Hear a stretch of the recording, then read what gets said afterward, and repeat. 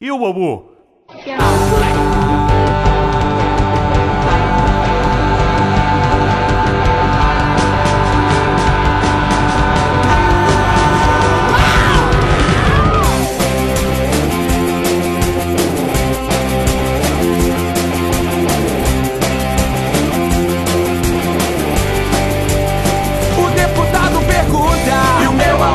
A sua sogra pergunta, e o casamento? O empresário pergunta, e o crescimento? O policial pergunta, e o documento? O cientista pergunta, e o fundamento? O religioso pergunta, e o sentimento? O ansioso pergunta, e o momento? O filósofo pergunta, e o pensamento?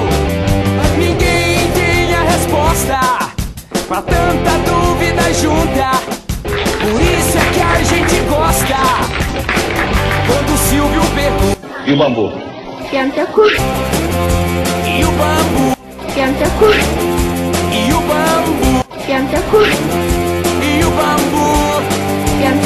O deputado pergunta. E o momento? A sua sogra pergunta. E o sentimento? O empresário pergunta. E o documento? O policial pergunta. E o meu aumento? O cientista pergunta. E o pensamento? O religioso pergunta. E o crescimento? O ansioso pergunta. E o casamento? O filósofo pergunta. E o fundamento? Esse é o mundo complexo, é tanta dúvida junta. Ao menos uma tem nexo. É quando o Silvio pergunta. E o bambu? E o bambu? E o bambu? E o bambu?